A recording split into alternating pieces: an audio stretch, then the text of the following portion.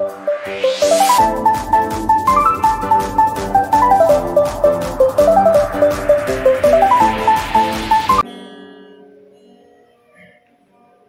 Surgawi, kami naikkan syukur tak putus-putusnya kepada Engkaulah sumber pengharapan kami, sumber sukacita kami, sumber damai sejahtera kami.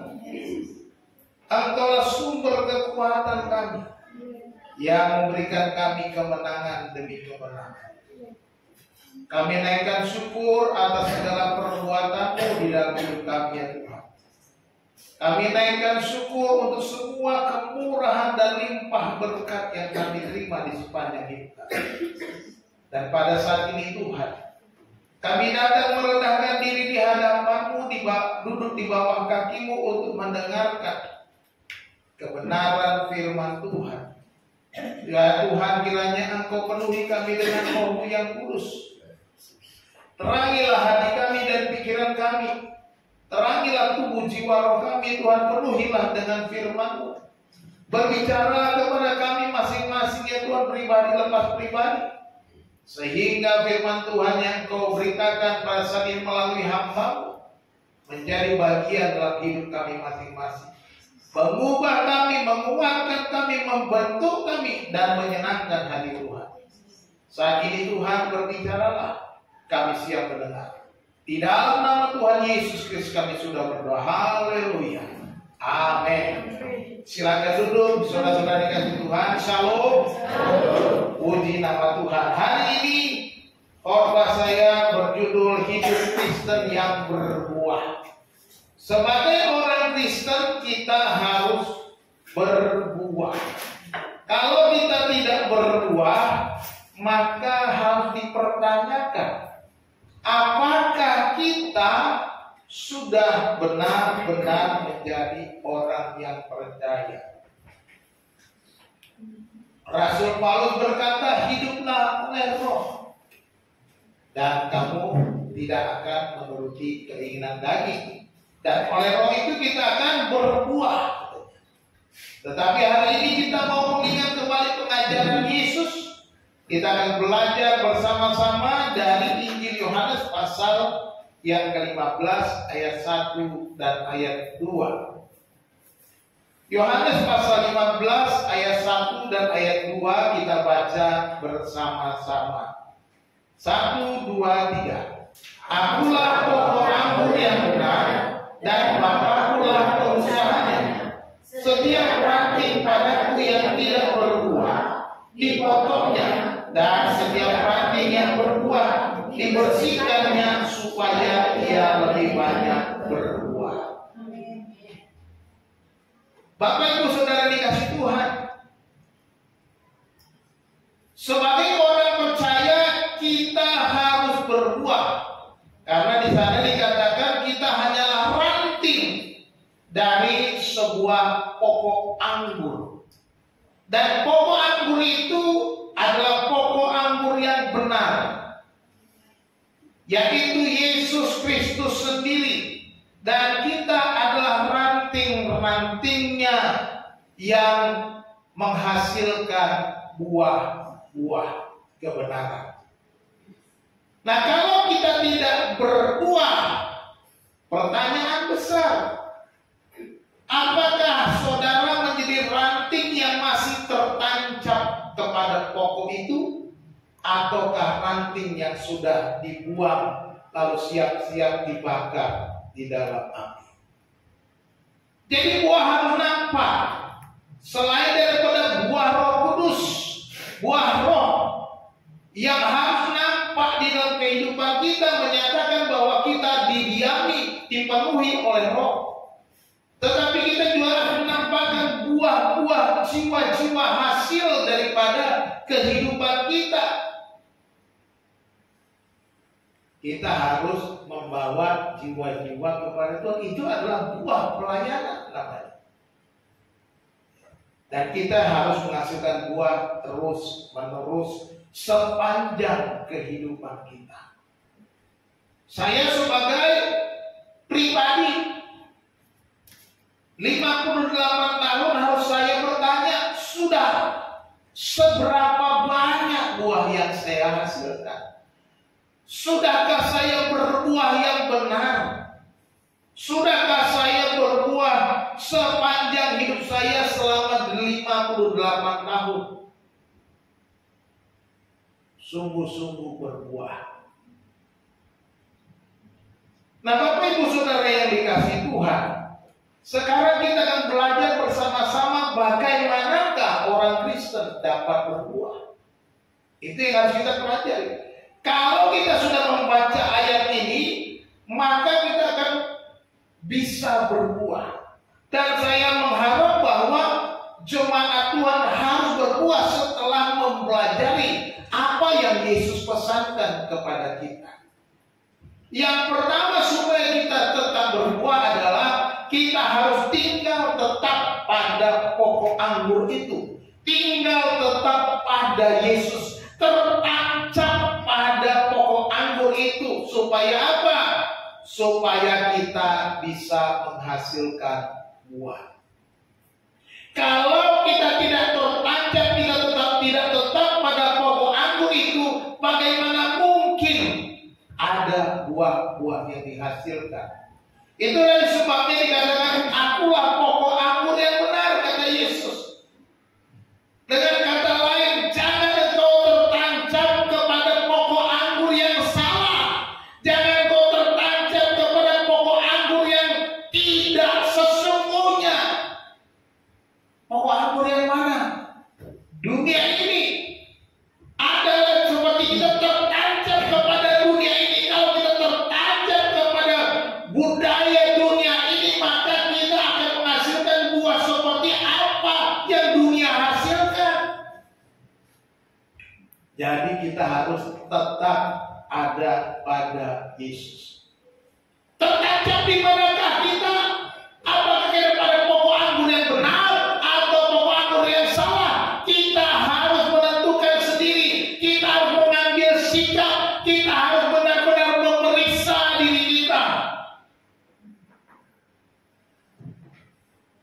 Tetap pada Yesus bukan berarti cuma sekedar beragama. Tetap pada Yesus bukan berarti hanya sekedar memiliki KTP agama Kristen.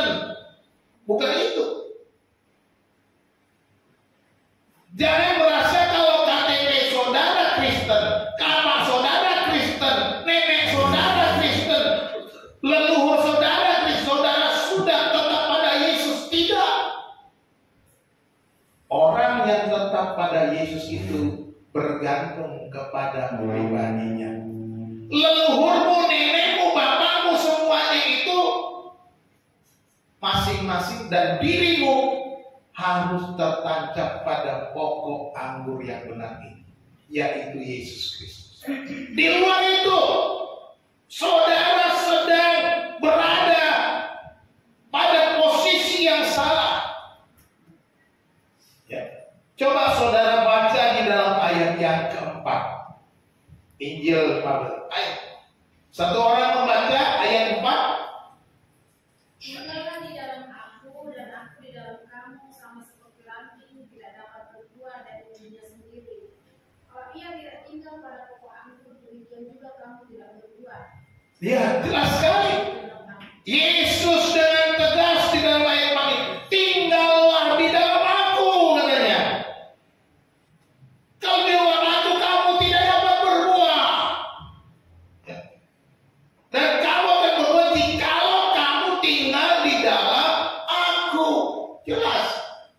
Di luar itu, dan bahkan ayat 5 dikatakan apa? Ayat 5 kalau satu orang baca. Ayat 5. Akulah pokok anggur dan kamulah ranting-rantingnya. Barang siapa tinggal di dalam aku dan aku di dalam dia, ia berbuah banyak. Sebab di luar aku, kamu tidak dapat berbuat apa-apa. Jelas. Barang siapa tinggal di dalam aku di dalam dia, dia di dalam aku, katanya. Dia berbuah banyak. Di luar aku, kamu tidak dapat berbuat apa-apa. Jelas. Ini kata Yesus sendiri. Di luar aku, di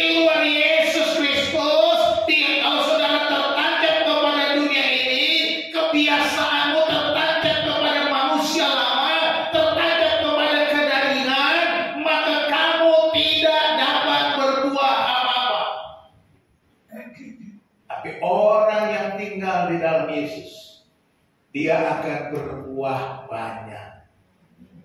Jelas sekali. Jadi mari kita tinggal di dalam Yesus, tetap tertancap kepada pokok anggur yang benar itu. Jangan tertancap kepada filsafat dunia ini. Filsafat dunia ini akan membuat saudara menjauh dari Tuhan dan menghasilkan buah-buah dunia ini. Filsafat dunia artinya cara berpikir secara duniawi, cara bersikap secara duniawi. Nah, kalau berpikir secara duniawi, maka saudara juga akan menghasilkan buah-buah yang duniawi. Jadi mana mungkin semangka berdaun sirih, mana mungkin pepaya berbuah apel.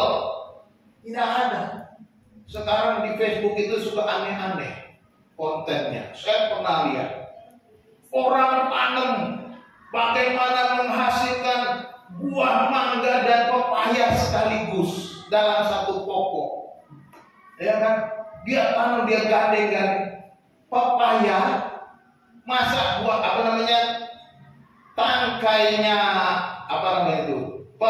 mangga, dia tancapkan di buah pohon pepaya, lalu dia tanam, lalu hasilnya tumbuhlah daunnya daun mangga, buahnya ada mangga, ada pepaya. Saya bilang, kok nipu, bodoh banget. Memangnya ada pohon berbuah-buah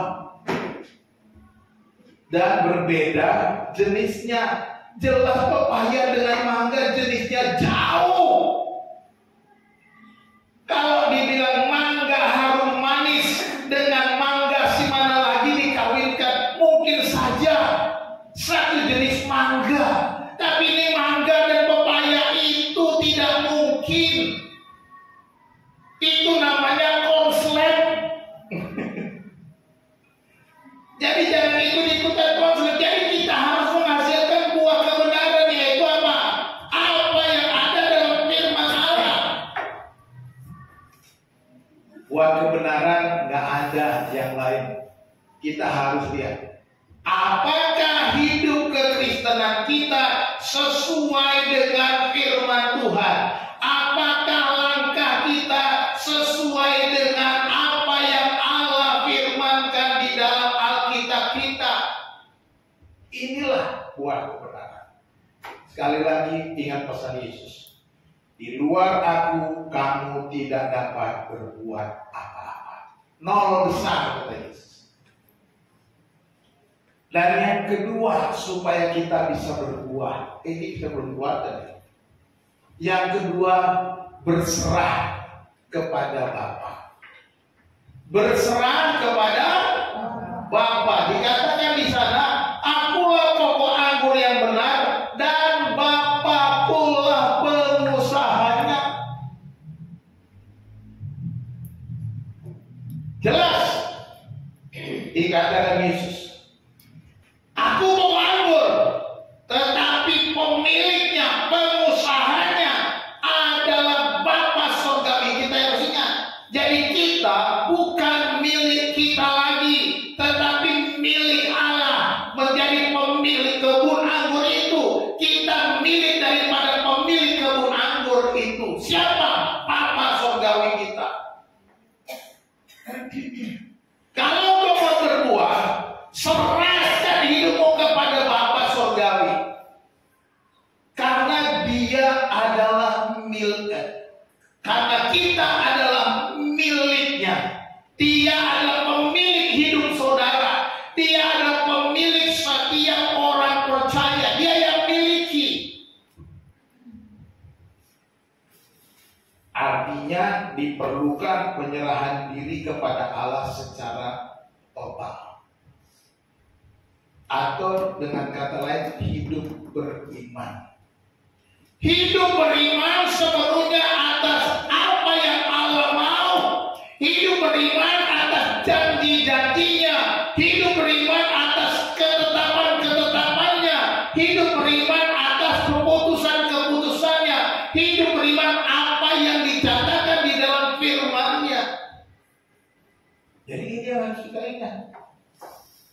Ya, berserah kepada Bapa itu hidupnya beriman.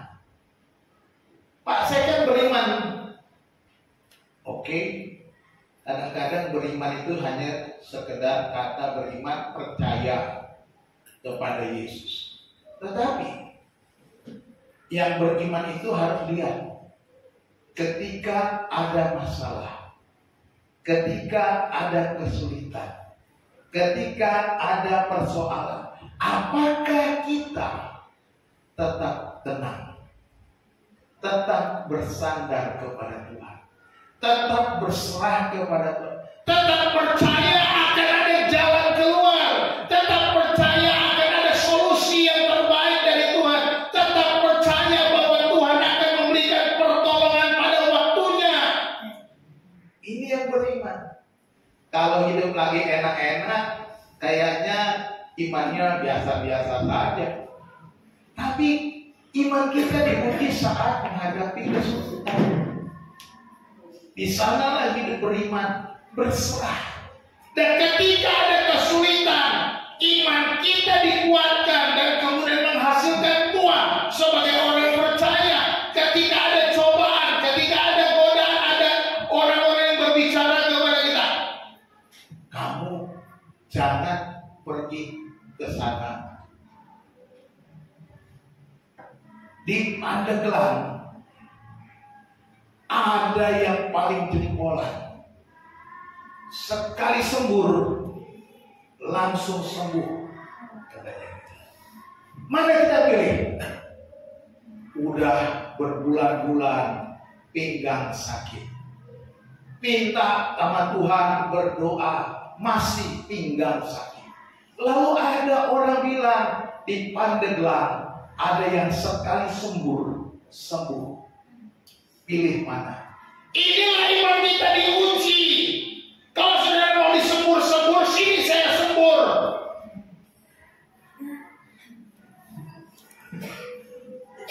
Itu aja kok repot.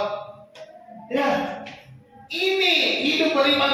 Beriman di tengah-tengah kesulitan itulah kita bersadar, saya percaya semua ini ada jalan keluar, semua ini diizinkan Tuhan. Saya percaya Tuhanlah penolongku, Tuhan satu-satunya yang kuandalkan, Tuhan satu-satunya yang kupercaya, sumber kekuatan, sumber kesembuhan. Amin.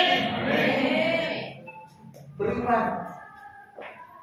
Sebab engkau bukan milikmu lagi, tapi engkau miliknya Tuhan. Ya, jangan merasa kita itu milik kita, lalu kita suka-suka buat apa saja atas hidup kita.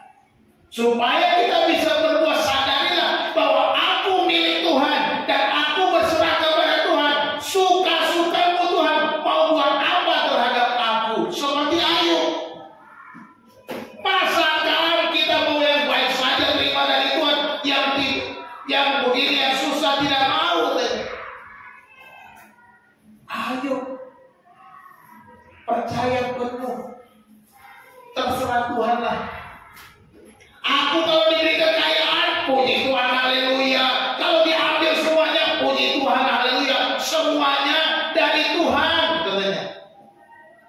Tuhan yang memberi, Tuhan yang mengambil, terpujilah nama Tuhan. Ayat ini kan suka dipakai ayat untuk orang meninggal ya. Nah, bukan untuk ayat orang meninggal itu. Ayatnya kan bukan ayat apa namanya tadi?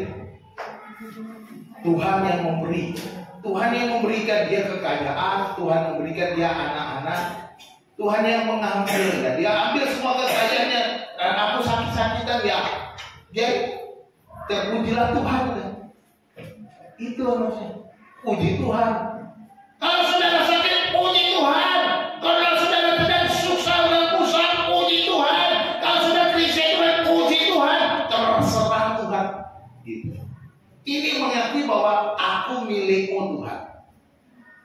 Nah, kalau kita percaya miliknya Tuhan, dia percaya bahwa dia memelihara kita, amin?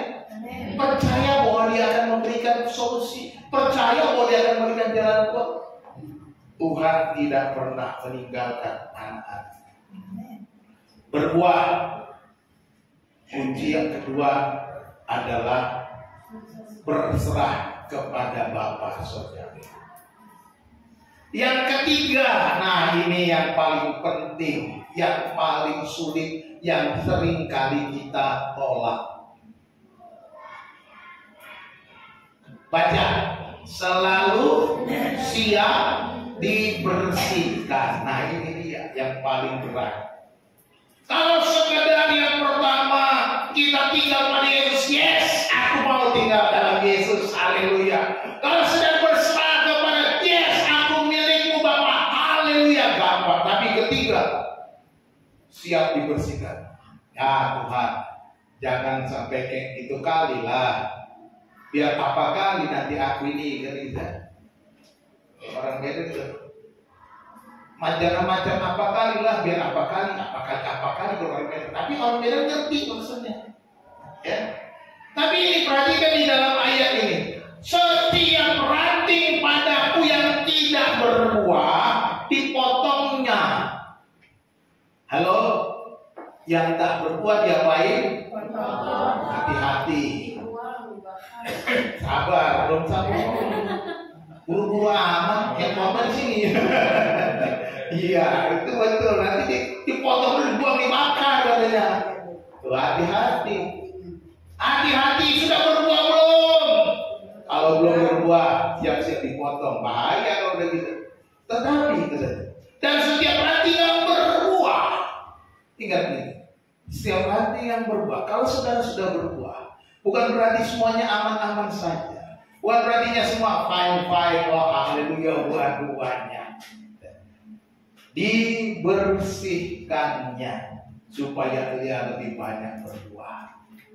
Dibersihkannya itu bukan sekedar dibersihkan itu disapu-sapu, dilap-lap, bukan.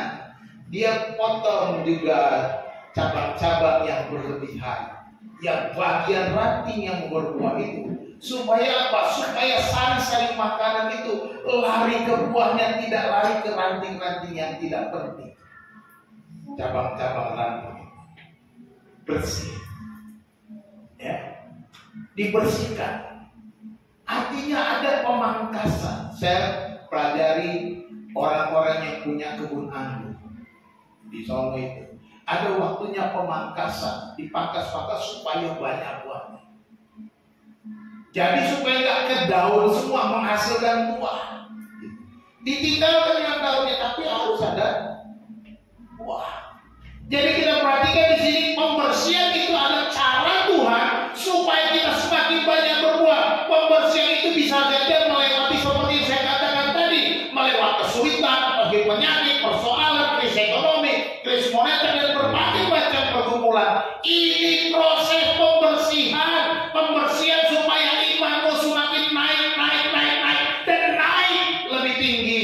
Supaya apa? Supaya kau ketika menghadapi badai kau bisa terbang lebih tinggi seperti Raja Wali. Ini yang Tuhan mau, supaya ketika kau dibersihkan kau semakin berbuah banyak. Haleluya. Ini yang tapi memang menyakitkan, berat, ya. Pembersihan itu berat, tapi untuk kebaikan kita. Itu yang disebut dikatakan Allah turut bekerja dalam segala sesuatu untuk mendatangkan kebaikan bagi orang-orang yang mengasihi Dia, yang terpanggil sesuai dengan rencananya. Roma 8 ayat lupa. Ibu Arti sendiri yang ingat ayat 28. Itu tandanya sering baca Alkitab. Kalau nggak bisa jawab, jarang baca Alkitab. Nggak bisa jawab, jarang ke gereja itu deh. Roma 8:28 jelas sekali. Allah turut bekerja. Di sinilah Tuhan bekerja sebagai pemilik kebun anggur itu. Dia berhak membersihkan saudara. Itu sebabnya saudara katakan terserah Tuhan. Biarlah Tuhan yang bertindak. Apakah yang dibersihkan? Nih, yang dibersihkan itu penanggalan manusia lama kita. Manusia lama, hidup duniawi, dipangkasnya, dibuangnya, ditanggalkan.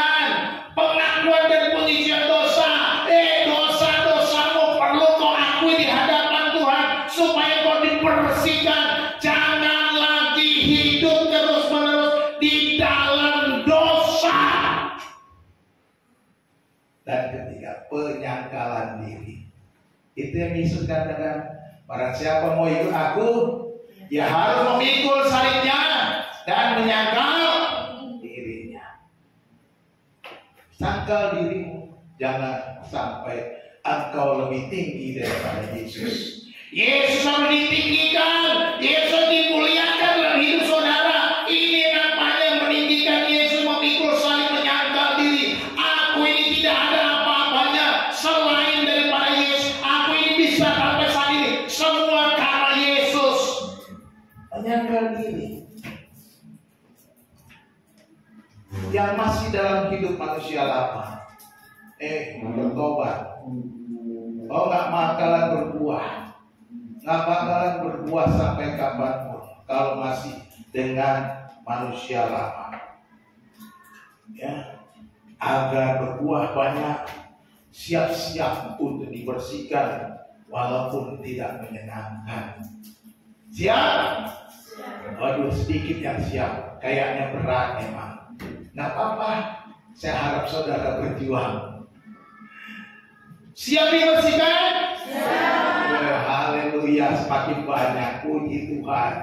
Artinya tinggal Tuhan yang bekerja di dalam hidup kita.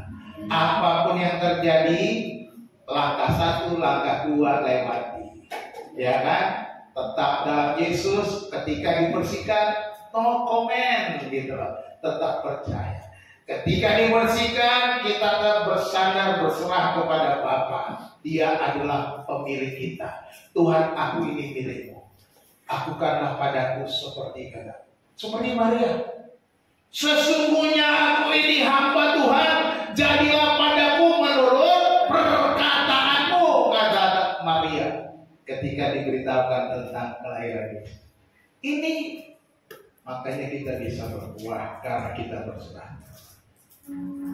Sekarang kita masuk di dalam aplikasi. Sekarang bagaimanakah yang namanya tinggal tetap di dalam Yesus itu?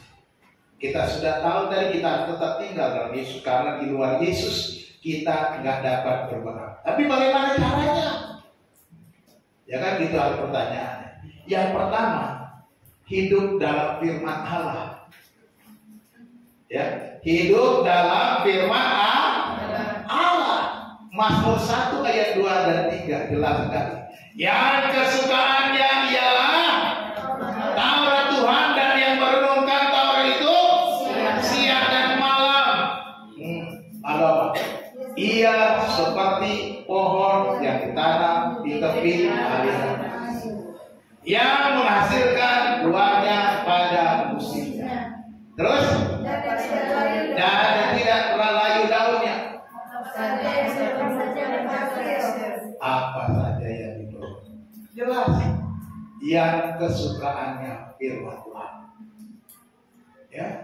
Jadi kalau nggak suka firman Tuhan, nggak mungkin berbuah. Karena tidak ada di tepi aliran air. Ini air hidup, ya.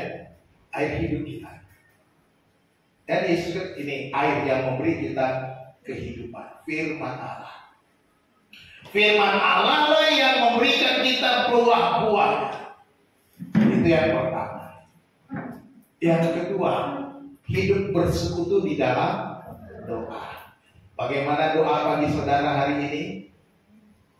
Halo? Pak, kelewatan Pak. Bangunnya kesiangan, buru-buru mau ke gereja Pak. Bagaimana persekutuan saudara dengan Tuhan secara pribadi? Ini yang membuat saudara berbuah. 1 Tesalonika 5:18 katakan apa? Pendek ayatnya, yuk.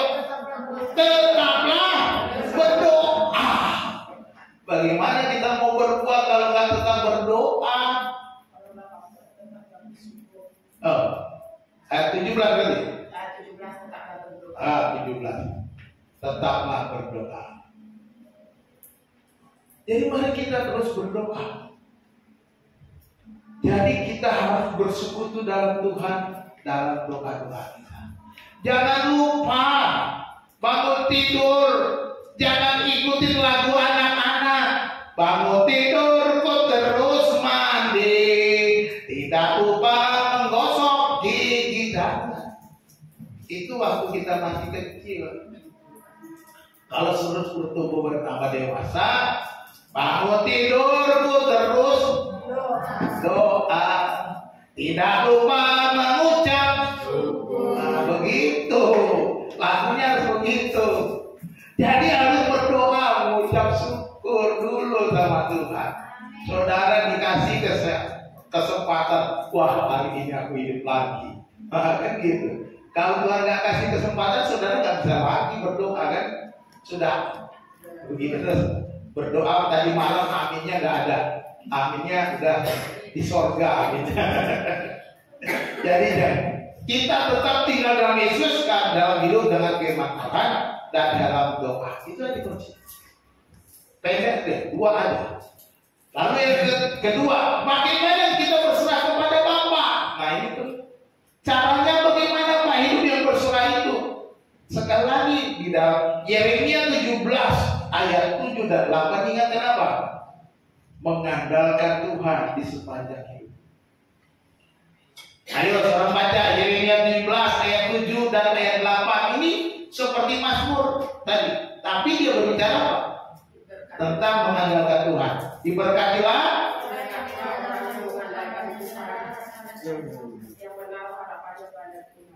diberkatilah orang yang mengandalkan Tuhan dan yang menaruh harapannya pada Tuhan. Terus ayat apa? Ia akan seperti pohon yang ditanam di tepian air, yang merapatkan akar-akarnya ke tepi batang air, dan yang tidak mengalami datangnya panas terik, yang daunnya tetap hijau, yang tidak khawatir dalam tahun kering, dan yang tidak berhenti menghasilkan buah. Amin. Ini mengandalkan Tuhan, tidak berhenti menghasilkan buah, tidak khawatir pas buah dalam panas. Nggak khawatir. Artinya nggak khawatir dalam krisis, nggak khawatir dalam masalah apapun, karena dia ada pada tepi air, karena dia mengandalkan Tuhan. Sumber mata air yang hidup itu, seperti kata Tuhan kepada Musa dalam khotbah saya beberapa hari minggu lalu, pukulkan tongkatmu kepada gunung batu itu. Mata air memancar, itu yang berasal dari Tuhan. Jadi karena Musa mengandalkan Tuhan, bukan mengandalkan pikiran. Ketika bangsa Israel bertengkar dengan dia, berantem dengan Musa, datang kepada Tuhan. Tuhan, mereka bertengkar dengan aku, mereka minta air. Andalkan Tuhan. Musa, sabar, bawa saja tongkatmu bersama para tua-tua, disaksikan mereka, pukul batu yang maka akan keluar air. Inilah orang-orang yang mengandalkan Tuhan, orang-orang yang menaruh harapan pada Tuhan. Masa depanmu, rumah tanggamu, hidupmu, semuanya serahkan kepada Tuhan, maka kau akan berbuah. Tidak pernah berhenti menghasilkan buah. Jadi kalau berserah kepada Tuhan, andalkan Tuhan. Hari ini andalkan Tuhan. Hari ini mungkin saudara merasa wah penghasilan kurang baik dan lain sebagainya, nggak masalah. Bapak Ibu, Tuhan sudah sediakan. Allah tahu apa yang kita perlukan. Jadi nggak usah terlalu berasa wah kok begini, ya begitu. Jangan khawatir. Semuanya Tuhan sudah sediakan untuk kita. Karena kalau kita mengandalkan Tuhan, percaya saja. Makanya pentingnya kita betul-betul berserah, berharap, bersandar kepada Tuhan. Dan Dia yang mengerjakannya. Dia yang melakukannya untuk kita. Berserah kepada Tuhan artinya berserah penuh pada kehendak Allah. Ya. Berserah penuh kepada kehendak Allah. Mazmur 37 ayat 5 tolong dibaca. Serahkanlah hidupmu kepada Tuhan dan percayalah kepadanya, dan Ia akan bertindak. Iya. Serahkanlah hidupmu kepada Tuhan dan percayalah kepadanya, dan Ia akan bertindak. Berserah kepada Tuhan. Tuhan yang bertindak, Tuhan yang ambil bagian, Tuhan yang turun bekerja. Itu yang Tuhan katakan, aku akan berperang untuk kamu dan kamu akan diam saja. Serahkanlah hidupmu kepada Tuhan, maka Dia akan bertindak. Dia yang bekerja dalam hidup kita. Inilah cara hidup orang yang berserah kepada Tuhan. Berserah, benar-benar berserah. Apapun yang kita persoalkan, datang kepada Tuhan dan katakan, Tuhan, aku serahkan kepada. Saat kita menyerah angkat tangan, Tuhan akan turun tangan. Haleluya. Saudara-saudara dikasih, kita harus benar-benar berserah, bukan hanya sekedar menjadi orang Kristen beragama dan sebagainya. Supaya kita berbuah, biarkan Tuhan yang bekerja. Karena Tuhan kan, Dia adalah pemilik kebun anggur itu. Dia yang bertindak membersihkan. Dan ayat bagian ketiga, bagaimana selalu siap dibersihkan? Bagaimana supaya kita siap dibersihkan? Yang pertama kita harus lakukan, tinggalkan kebiasaan hidup lama. Malas. Ini ada nggak nih? Oh wah, saya nggak malas, puji Tuhan. Malas itu banyak. Malas belajar, malas bantu orang tua, malas bekerja, malas menyiapkan diri, malas ke gereja, malas macam-macam malas. Saudara tahu sendiri. Coba saudara malasnya di mana? Obat sekarang. Semua yang malas. Lalu masa bodoh, nggak peduli orang lain. Ya bodoh amat. Ya, jangan lagi. Kita harus peduli kepada sesama. Jangan masa bodoh dengan saudaramu. Jangan masa bodoh dengan temanmu. Jangan masa bodoh dengan pekerjaanmu. Ya sudah masa bodoh amat, pokoknya begini aja. Nggak bisa. Itu namanya hidup lama. Harus berubah. Tidak hormat orang tua, ini penting. Ya, khusus anak-anak, hormatilah ayahmu dan ibumu supaya lanjut umurmu di tanah yang dijanjikan Tuhan kepadamu. Hormat orang tua. Hedonisme. Nah, ini gaya hidup duniawi. Foya-foya. Ya, pesta pora, mabuk-mabuk. Nah, ini hedon. Ya. Nongkrong-nongkrong sampai larut malam, gak ada tujuan. Cuma pengen ngilangin stres. Hilangin stres. Datang pada Tuhan. Bukan nongkrong-nongkrong sampai tengah malam. Ingat, malam itu waktunya istirahat. Tubuh kita juga perlu istirahat. Jangan sampai saudara menggunakan waktu istirahat untuk nongki-nongki. Itu hidup lama. Dulu begitu, ya jangan lagi. Ada waktunya. Apalagi kalau sudah tua. Ya, saya ingat tuh orang tua saya itu dulu kalau sudah kumpul sama teman-temannya, sama saudara-saudaranya di rumah, malam minggu main kartu, main joker karo, sampai hari Minggu pagi masih main joker karo, lupa ke gereja. Hati-hati, joker karo bukan orang karo, namanya joker karo. Ya. Ada yang main leng katanya, main judi, lupa ke gereja. Itu hidup lama, hedon. Dan lain-lain banyak lagi. Kalau saya sebutkan nggak selesai khotbahnya.